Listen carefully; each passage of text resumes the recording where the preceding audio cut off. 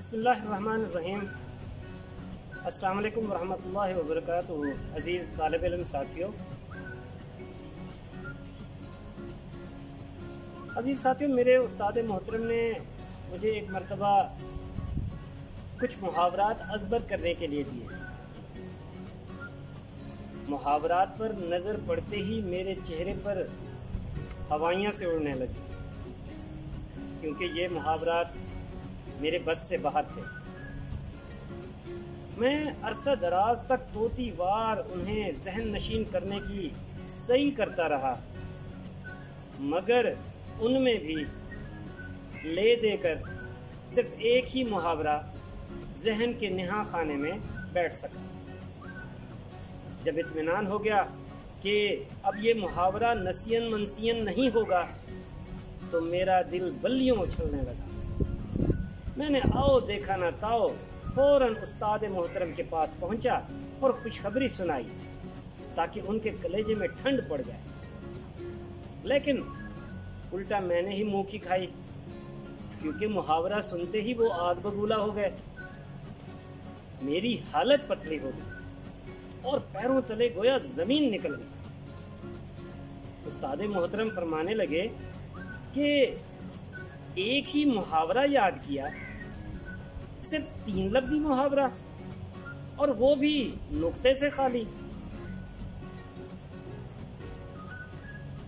जी अजीज तालिब इल्म साथियों, उम्मीद है कि आप आज का मौजू समझ चुके होंगे।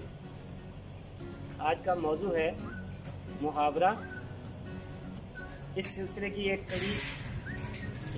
वीडियो हम पहले भी पेश कर चुके हैं, जिसमें मुहावरे की वजाहत की गई थी। आज इस वीडियो में कुछ नए मुहावरात समझने की हम कोशिश करेंगे, उनके लफ्ज़ी मानी और मजाजी मानी पर गौर करेंगे।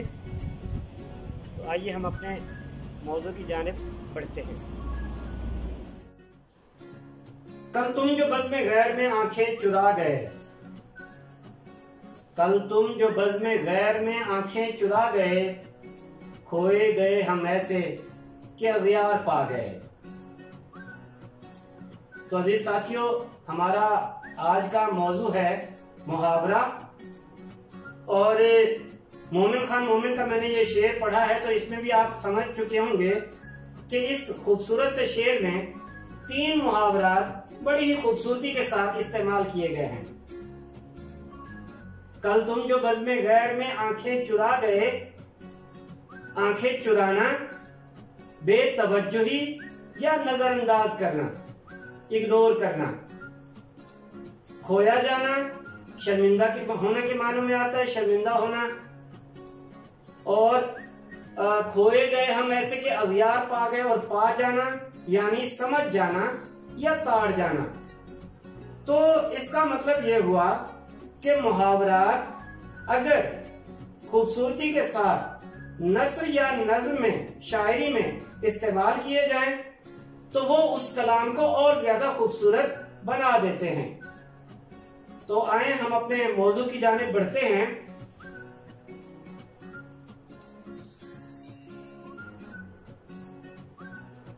मुहावरा, सबसे पहले हम इसकी तारीफ समझ लेते हैं। अगरचे हम अपनी गुज़िश्ता वीडियो में इसके बारे में कुछ बात कर चुके हैं, मगर हम दोबारा आज इसको देखते हैं।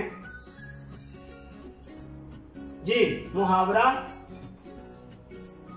तारीफ पे जरा तवज्जो दीजिए कि 2 या 2 से ज्यादा अल्फाज का ऐसा मजमुआ जो अपने हकीकी मानों की बजाय मजाजी मानों में इस्तेमाल हो, मुहावरा कहलाता है।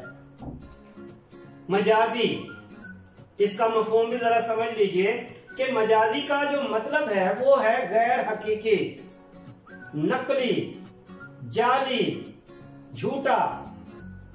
तो हकीकत का बरअक्स, हकीकत का उलट मजाज कहलाता है। तो मजाजी माने यानी फर्जी माने भी हम कह सकते हैं, फर्जी माने। तो 2 या 2 से ज्यादा अल्फाज का ऐसा मजमुआ जो अपने असली मानों की बजाय मजाजी मानों में इस्तेमाल हो। और इसकी हमने बात की थी, एक मिसाल ली थी खाना के हवाले से कि खाना दो मानों में इस्तेमाल होता है कि एक तो किसी हकीकी चीज को, खाने की किसी चीज को हलक से अंदर हलक से नीचे उंडेलने के हैं, मुंह के जरिए, दांतों में के जरिए से चबाकर हलक के जरिए से अंदर उंडेल खाना। जबकि दूसरा जो है कसम खाना, तो कसम जो है वो ऐसी चीज है जिसको ना तो देखा जा सकता है और ना ही छुआ जा सकता है, तो कसम खाना मुहावरा है। तो इसमें जिस चीज का ख्याल रखना है कि मुहावरात के जुमलों में इस्तेमाल के वक्त दो चीजों का ख्याल रखना बेहद जरूरी होता है, यानी सूरत हाल और वजह। सूरत हाल भी, सिचुएशन क्या है और वजह क्या है, इन दोनों के जिक्र से ही, इन दोनों के पस मंजर में मुहावरे को जुमलों में इस्तेमाल किया जाएगा। तो इसको हम यूं देखते हैं कि मैंने कसम खाई, ये एक जुमला है छोटा सा, अगरचे ये मुहावरा इसमें इस्तेमाल हो रहा है मगर ये जुमला गलत समझा जाएगा इस्तेमाल के लिहाज से। तो इसमें क्योंकि सूरत हाल नहीं आ रही और वजह भी नहीं आ रही, तो इसी तरह आगे जितने भी मुहावरात आएंगे हम उनको सूरत हाल और वजह के बायस हम आगे वजाहत करते चलेंगे। आगे बढ़ते हैं। कुछ मुहावरात मैंने आप लोगों की तफहीम के लिए, समझ के लिए कुछ मैंने यहाँ पे पेश किए हैं। तो हम यहाँ पर उनके लफ्जी मानी भी देखेंगे, मजाजी मानी भी देखेंगे और फिर लफ्जी मानों से उस मुहावरे की मुनासबत भी हम देखेंगे। तो हाथों हाथ लेना, लफ्जी मानी पे जरा गौर कीजिए कि एक हाथ से दूसरे हाथ, दूसरे हाथ से तीसरे हाथ में जाना। ठीक है जी, हाथों के जरिए से दूसरे हाथों में चले जाना। हाथों हाथ लेना मजाजी मानी क्या है कि किसी का शानदार इस्तकबाल करना, बहुत ज्यादा मकबूलियत या पसंदीदगी की वजह से किसी चीज का फौरन निकल जाना, किसी चीज का फौरन बिक जाना, बहुत ज्यादा पसंद करना, बहुत ज्यादा पसंदीदगी का इजहार करना। तो ये देखें लफ्जी मानी कि एक हाथ से दूसरे हाथ और दूसरे हाथ से तीसरे हाथ में जाना, और फिर मजाजी मानी के शानदार इस्तकबाल करना भी हो सकता है, और किसी चीज का पसंदीदा होना या पसंदीदगी का इजहार करना किसी चीज के बारे में। जुमला देखिए, दो जुमले हैं दोनों हवाले से। मुश्ताक अहमद यूसुफी की किताबें हाथों हाथ ली जाती हैं। इसको हम यूं भी कर सकते हैं, मुश्ताक अहमद यूसुफी की किताबें अपनी पसंदीदगी की वजह से हाथों हाथ ली जाती हैं, तो जुमला और ज्यादा वाज़ेह हो जाता है। तो या फिर दूसरा जुमला क्या हो सकता है कि ऐसे लोग जो दूसरे के लिए मशअले राह साबित होते हैं, उन्हें हाथों हाथ लेना भी अजमत की दलील है। यानी लोगों की पसंदीदगी की बात भी हो सकती है।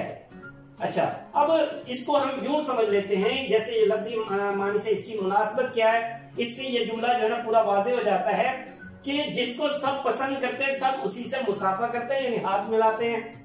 और कोई अगर महफिल में आ जाए और वो सबकी पसंदीदा शख्सियत है तो फिर सभी उठकर जो है ना उससे हाथ मिलाने की कोशिश भी करते हैं और हाथ पकड़कर उसे बिठाते हैं। इस तरह जो चीज बहुत ज्यादा मकबूल हो, बहुत ज्यादा पसंदीदा हो, तो वो जो ही मार्केट में या दुकान पर आती है तो दुकानदार के हाथ से फौरन दूसरे हाथों में चली जाती है, यानी बिक जाती है। चाहे वो कोई किताब हो या कोई भी दूसरी चीज, अगर वो लोगों की फेवरेट है, पसंदीदा है, मकबूल है, तो फौरन मार्केट से यानी लोगों के हाथों में जाएगी, बिक जाएगी।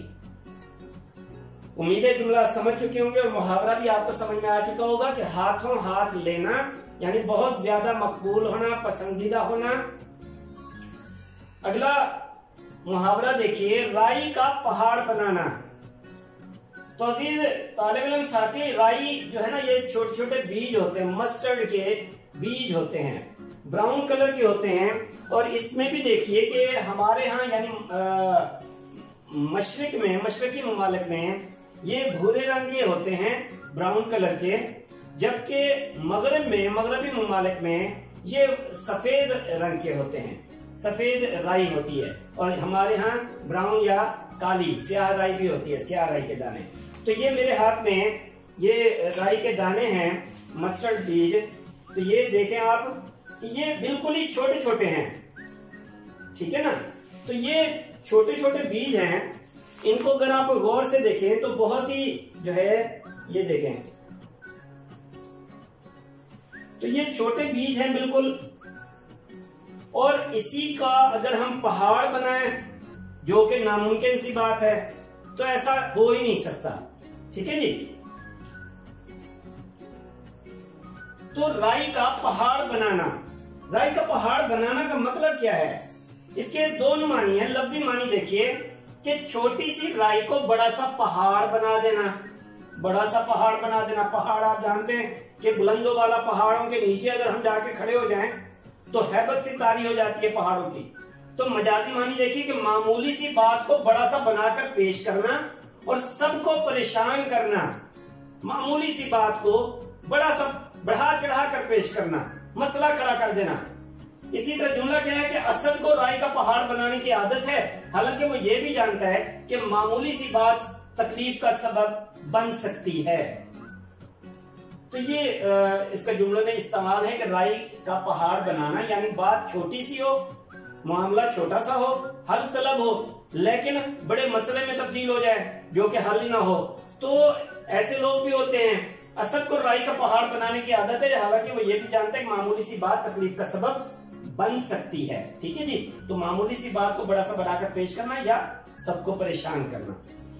लफ्जी मानी से मुनासबत क्या है कि राई के मुकाबले में पहाड़ बहुत बड़ा होता है। इसी तरह बाज लोग राई जैसी छोटी सी बात को पहाड़ जैसा बड़ा मसला बना देते हैं।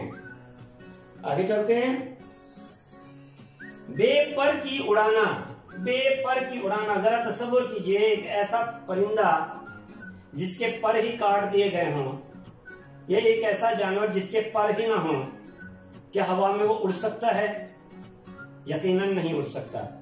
तो ऐसा परिंदा उड़ाना जिसके पर ही ना हो, बेपर की उड़ाना, बगैर परों के उड़ाना। मजाजी मानी देखिए अफवाह उड़ाना, ऐसी बातें मशहूर करना जिनका हकीकत से कोई ताल्लुक ना हो, हकीकत से कोई ताल्लुक ना हो। जुमले में जरा तवज्जो दीजिए, इसके जरिए से हम ये बात समझ लेते हैं कि अरशद की बातों पर एतबार न करना, वो हमेशा बेपर की उड़ाता है। यानी जब भी बात करता है वो अफवाह ही उड़ाता है, गलत ही बात होती है।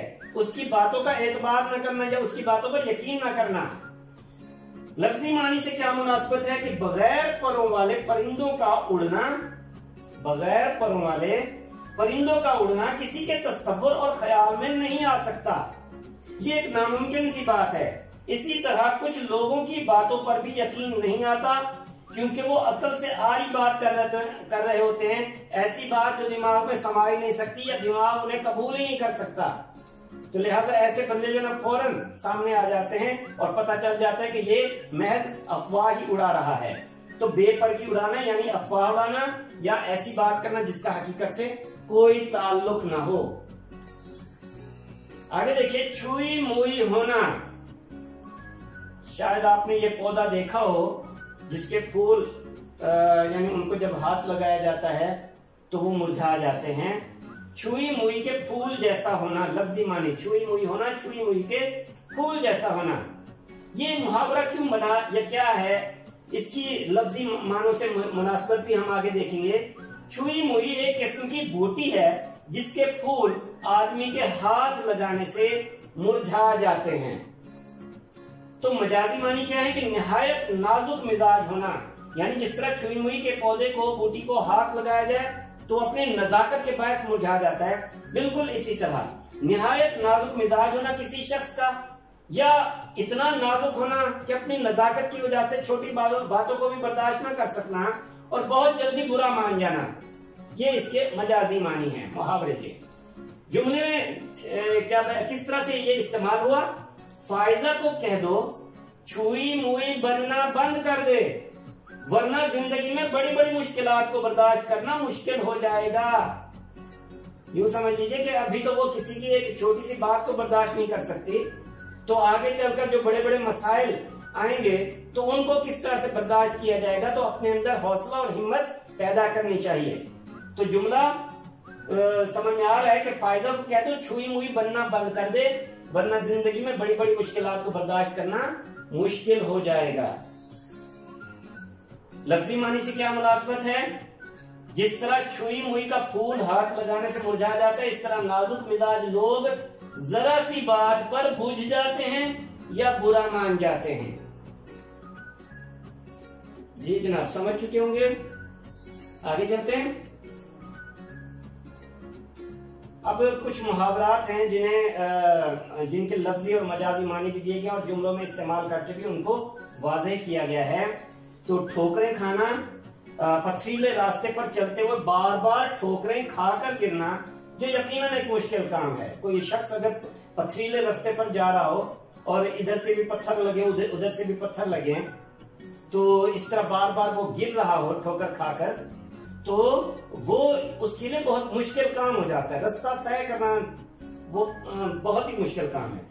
तो ये इसके लफ्जी मानी। मजाजी मानी क्या है कि सख्तियां बर्दाश्त करना। और कोई शख्स अगर इस पथरीले रास्ते पर चलकर रास्ता तय कर लेता है, पार हो जाता है, गुजर जाता है, तो इसका मतलब उसने सख्तियां बर्दाश्त की हैं। सख्तियां बर्दाश्त करना, मुश्किलात, मुसीबतें या तकालीफ सहना, ये है ठोकरें खाना का मजाजी मफहूम असल जो है इसका। जुमला देखिए कि मेहनत से जी चुराने वाले बहुत ठोकरें खाते हैं। मेहनत से जी चुराने वाले जो मेहनत से घबराते हैं, मेहनत से भागते हैं, मेहनत नहीं करते, सुस्त हैं, तो वो अक्सर ठोकरें ही खाते हैं, बहुत ठोकरें खाते हैं। इसी तरह दूसरा जुमला क्या है कि इंसान ठोकरें खाकर ही कुछ सीखता है। ये बात हकीकत है कि इंसान को जब तक जिंदगी में ठोकर ना लगे उसे कोई लर्निंग नहीं होती, कोई वो सीखता नहीं है। तो इंसान ठोकरें खाकर ही कुछ सीखता है, यानी कुछ तजर्बा उसे ठोकरें खाकर हासिल होता है। आगे चलते हैं। तारे गिनना, तसव्वुर कीजिए कि खुले आसमान तले कोई लेटा हुआ और तारे गिन रहा है, 1 2 3 4 5 6। बहुत ही मुश्किल काम है। इस तरह तो मेरा ख्याल है कि कई रातें गुजर जाएंगी। तो तारे गिनना लफ्जी मानी यही है कि आसमान पर मौजूद तारों को शुमार करना या गिनना। मजाजी मानी क्या है कि रात भर जागना, इंतजार में रात गुजारना, दोनों मफहूम है। रात भर जागना भी और किसी का इंतजार भी, किसी के इंतजार में रात गुजारना। जुमले भी दोनों तरीके से इस्तेमाल किए गए, जुमलों में भी दोनों तरीके से इस्तेमाल किया गया। तारे गिनना, अपने अब्बू के इंतजार में अशरफ रात भर तारे गिनता रहा। इसी तरह दूसरा जुमला देखिए, इंसान जब मुसीबत में होता है तो दिन भी मुश्किल से कटता है और रात भी तारे गिनते हुए गुजरती है।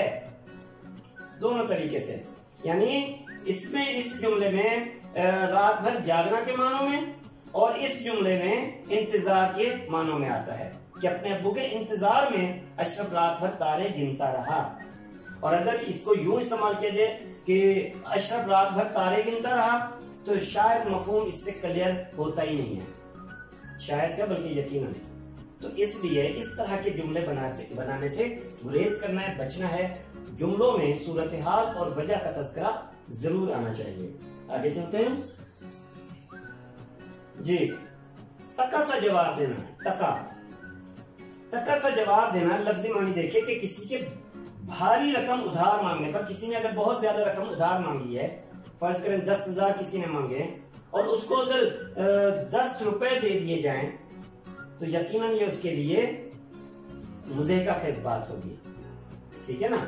तो किसी के भारी रकम उधार मांगने पर उसे टका यानी 2 पैसे का मामूली सिक्का जवाब में दे देना, ये इसकी लफ्जी मानी है कि भारी रकम उसने उधार मांगी लेकिन उसे टका यानी 2 पैसे का मामूली सिक्का जवाब में दे दिया गया।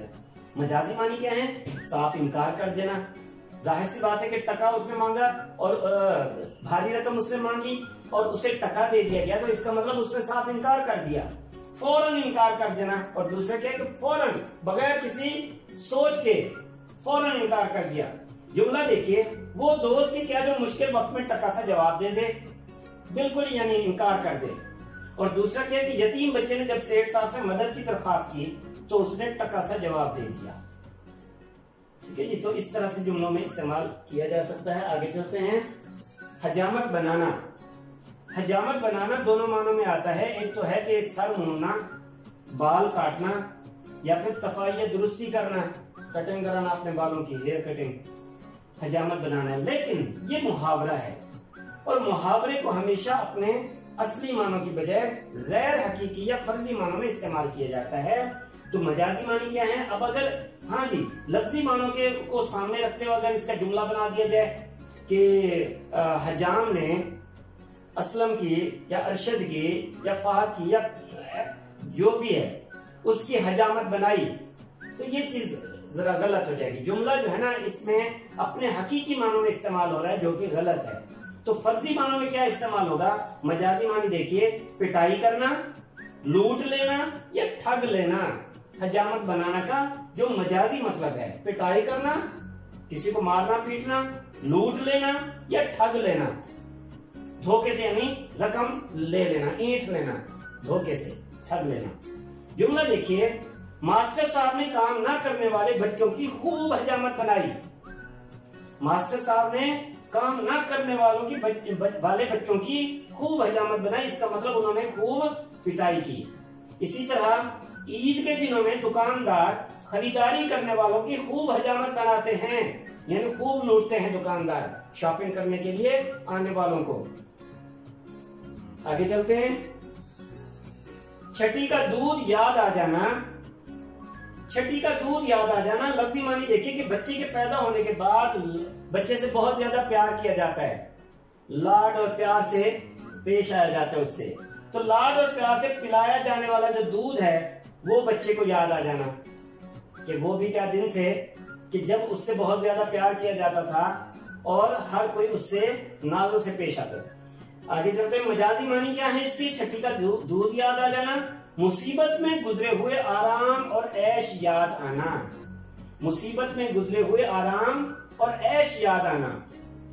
अमन का जमाना अफसोस और दुख के साथ याद आना। अमन का जमाना बड़े दुख के साथ याद आना कि वो भी क्या दिन थे जब हर तरफ अमन और सुख चैन हुआ करता था। ठीक है जी। छठी का दूध याद आना। तो जुमलों में देखिए किस तरह से इस्तेमाल किया गया कि अम्मी का थप्पड़ खाकर मुझे तो छठी का दूध याद आ गया।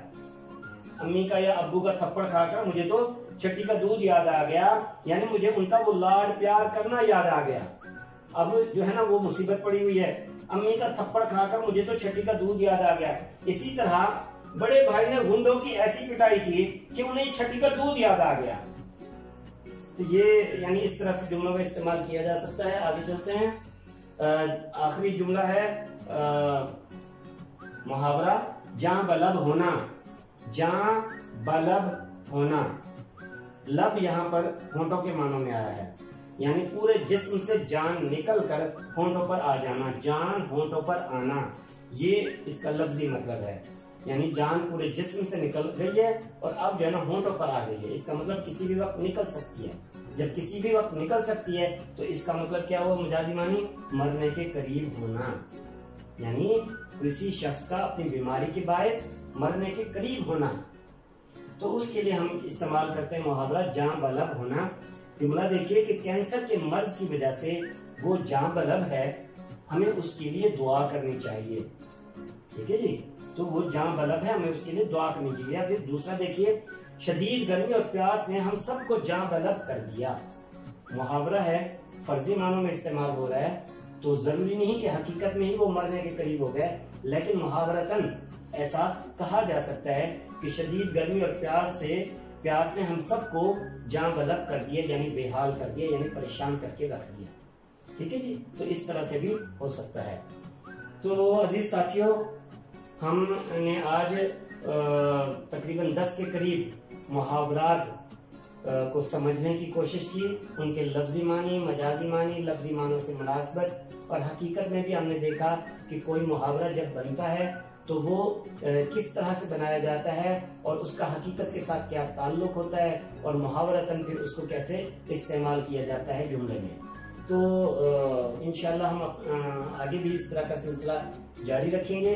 तब तक के लिए अपना ख्याल रखिए। इस वीडियो को लाइक और शेयर जरूर कीजिए बेटा। अल्लाह हाफिज।